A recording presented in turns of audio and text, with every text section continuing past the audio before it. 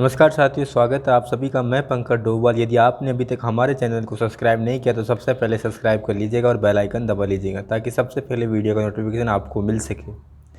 आप हमें इंस्टाग्राम पर भी जुड़ सकते हैं। यदि आपको माइक्रो टीचिंग एवं डेली लेसन प्लान की PDF चाहिए तो आप हमारे टेलीग्राम चैनल से जुड़ सकते हैं, जिसकी लिंक डिस्क्रिप्शन में दी गई है।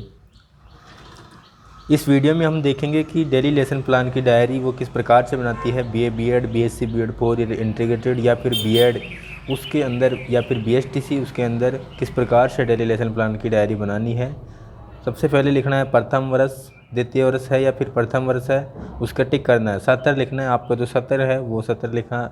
इसके बाद छात्र अध्यापक नाम, छात्र अध्यापिका का नाम, पिता का नाम, इसके बाद अनुक्रमांक और इसके बाद शिक्षण विषय। यहाँ पे हमारी विषय रहेगी बायोलॉजी, जीव विज्ञान विषय है।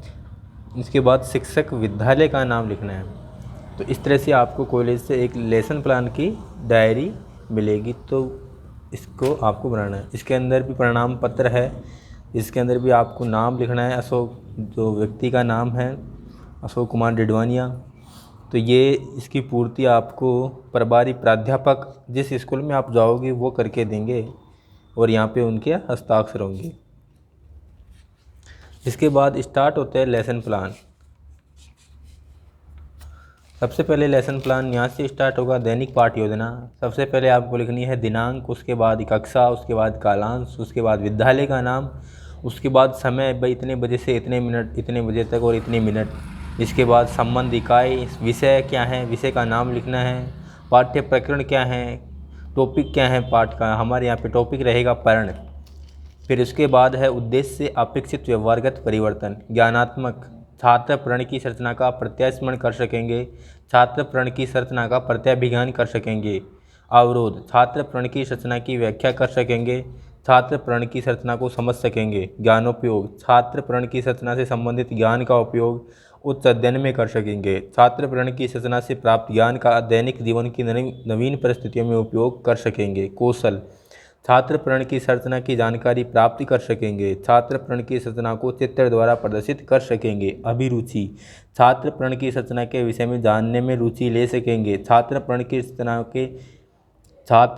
संरचना के विषय में विचार विमर्श करने में रुचि ले सकेंगे। अभिवृत्ति, छात्र प्रण की संरचना से संबंधित ज्ञान को अन्य विद्यार्थियों के साथ साझा कर सकेंगे।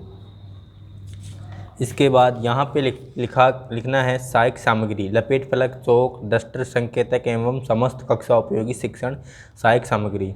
शिक्षण विधि प्रविधि, पूर्व ज्ञान, विद्यार्थी प्रण की संरचना के बारे में सामान्य जानकारी रखते हैं। अब है प्रस्तावना, पाठोपस्थापन। क्रम संख्या, प्रस्तावना प्रश्न के अंदर आपको लगभग 4 या 5 क्वेश्चन करने हैं और उसके अंदर आपका टॉपिक निकल जाना चाहिए। छात्र अध्यापक क्रिया, विद्यार्थी क्रिया। हमारे शरीर को ऊर्जा किससे प्राप्त होती है? भोजन से। भोजन का मुख्य स्रोत क्या है? पेड़ पौधे। पेड़ पौधों से मुख्यतः कौन कौन से भाग होते हैं? पेड़ पौधों के मुख्यतः कौन कौन से भाग होते हैं? जड़, तना, पत्ती, पुष्प। जड़, तना, पत्ती, पुष्प में से कौन सा भाग हरा होता है? पत्ती या फिर पर्ण। पत्ती की संरचना के बारे में आप क्या जानते हैं? समस्यात्मक प्रश्न हो जाएगा। इसके बाद उद्देश्य कथन। अच्छा तो बच्चों, आज हम पत्ती की संरचना के बारे में विस्तार से अध्ययन करेंगे। सबसे पहले प्रस्तुतिकरण स्टार्ट होगा। अध्यापन बिंदु, छात्र अध्यापक, छात्र अध्यापिका क्रियाएं, छात्र छात्रा क्रियाएं, श्यामपट, सारांश एवं सहायक सामग्री। विकासात्मक प्रश्न। शिक्षण बिंदु स्टार्ट होने या फिर अध्यापन बिंदु स्टार्ट होने से पहले 3 विकासात्मक प्रश्न करने होते हैं। तो पहला विकासात्मक प्रश्न है, पौधों में जल संवहन का कार्य कौन करता है? तना। तने द्वारा जल किसे पहुंचाया जाता है? तने द्वारा जल किसे पहुंचाया जाता है? पत्तियों द्वारा। पत्ती के विभिन्न भागों के बारे में आप क्या जानते हैं? निरुत्तर हो जाएगा ये। इसके बाद आएगा टॉपिक, अध्यापन बिंदु है पर्ण के भाग। छात्र अध्यापक कथन। पत्ती तने से जुड़ी होती है। पत्ती का वह भाग जिसके द्वारा वह तने से जुड़ी होती है पर्णवृंत कहलाता है। पत्ती के चपटे हरे भाग को पर्णफलक कहते हैं। पत्ती के चारों ओर के किनारे पटल कहलाते हैं। पत्ती की सतह कठोर, चिकनी, रेशेदार, रोएदार, खुरदरी आदि हो सकती है। पत्तियों की रेखित संरचना को सिरा कहते हैं। पत्तियों में संपूर्ण पर्ण में फैलकर संवहन का कार्य करती है। तो इसके बाद विद्यार्थी ध्यानपूर्वक सुनेंगे एवं देखेंगे।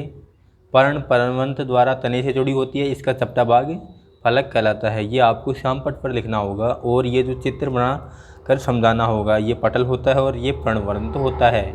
इसके बाद आपको 2 बोध प्रश्न करने होंगे इसी टॉपिक से, प्रण के भाग से। इसके बाद अगला शिक्षण बिंदु स्टार्ट होने से पहले 3 प्रश्न विकासात्मक प्रश्न करने होंगे। पर्णहरित पौधे के किस भाग में उपस्थित होता है? पत्तियों में। पत्ती की रेखित संरचना क्या कहलाती है? सिरा।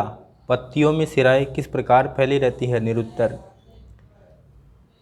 छात्र अध्यापक कथन आ जाएगा, सिरा विन्यास हमारा टॉपिक निकल कर आ गया।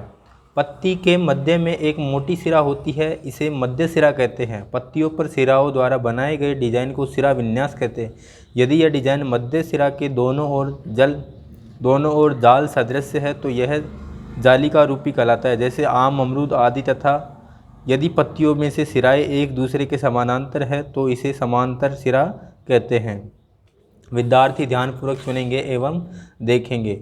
पत्ती के मध्य में एक मोटी सिरा मध्य सिरा कहलाती है। सिरा विन्यास के प्रकार जालिका रूपी तथा समानांतर, जैसे गेहूं, बाजरा, मक्का आदि। बोध प्रश्न होंगे। इसके बाद 2 सिराए द्वारा बनाए गए डिजाइनों को क्या कहते हैं? सिरा विन्यास।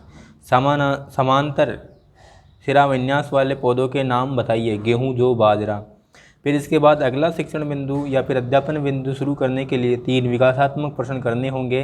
पौधों के किस भाग में भोजन का निर्माण होता है? पर्ण में। पर्ण में क्या उपस्थित होता है? पर्णहरित। पर्णहरित द्वारा पत्ती किस प्रकार भोजन बनाती है? ये भी निरुत्तर हो जाएगा। फिर हमारा टॉपिक निकल कर आ जाएगा पर्ण के कार्य। छात्र अध्यापक कथन, पत्तियों से जल की बूंदें निरंतर जल वाष्प के रूप में निकलती रहती है। इस क्रिया को वाष्पोत्सर्जन कहते हैं। इस प्रक्रम के द्वारा पौधे बड़ी मात्रा में जल को वायुमंडल में छोड़ते हैं। इसके अतिरिक्त पत्तियां प्रकाश संश्लेषण की क्रिया द्वारा भोजन बनाने का कार्य करता है। पत्तियां प्रकाश व पर्णहरित की उपस्थिति में अपना भोजन बनाती है। इसमें जल एवं कार्बन डाइऑक्साइड का उपयोग होता है तथा ऑक्सीजन गैस निष्कासित होती है। पत्तियों द्वारा संश्लेषण भोजन पौधों के विभिन्न भागों में संग्रहित होता है। विद्यार्थी ध्यानपूर्वक सुनेंगे एवं देखेंगे। पत्तियां प्रकाश संश्लेषण की क्रिया द्वारा भोजन निर्मित करती है तथा वाष्पोत्सर्जन द्वारा जल का संतुलन का कार्य करती है। इसके बाद इससे भी 2 बोध प्रश्न करने होंगे। पत्तियां जल संतुलन का कार्य कैसे करती है? वाष्पोत्सर्जन द्वारा। प्रकाश संश्लेषण की क्रिया में कौन सी गैस निष्कासित होती है? ऑक्सीजन। इसके बाद 5 मूल्यांकन प्रश्न करने हैं आपको। प्रकाश संश्लेषण की क्रिया हेतु आवश्यक है सूर्य का प्रकाश, जल, CO2 उपयुक्त सभी। दूसरा है पत्तियों की रेखित संरचना को कहते हैं सिरा या फलक। तीसरा है पत्ती पौधों में जल संवहन का कार्य करती है, सत्य है या असत्य है। मध्य सिरा किसे कहते हैं? 5वां है पर्णवृंत क्या होता है। इसके बाद आपको एक गृह कार्य प्रश्न देना है। पर्ण की संरचना तथा कार्यों को सचित्र समझाइए। तो इस तरह से एक डेली लेसन प्लान कंप्लीट होता है, दैनिक पाठ योजना कंप्लीट होता है। और आप अगर और डेली लेसन प्लान बनाना चाहते हैं तो उनके वीडियो हमारी प्लेलिस्ट में आपको मिल जाएंगे, तो वहाँ पे जाकर आप डेली लेसन प्लान बना सकते हो। अगर आपको डेली लेसन प्लान संबंधी या फिर माइक्रो टीचिंग संबंधी कोई भी समस्या है तो आप हमें कमेंट कर पूछ सकते हैं। धन्यवाद। जय हिंद, जय भारत।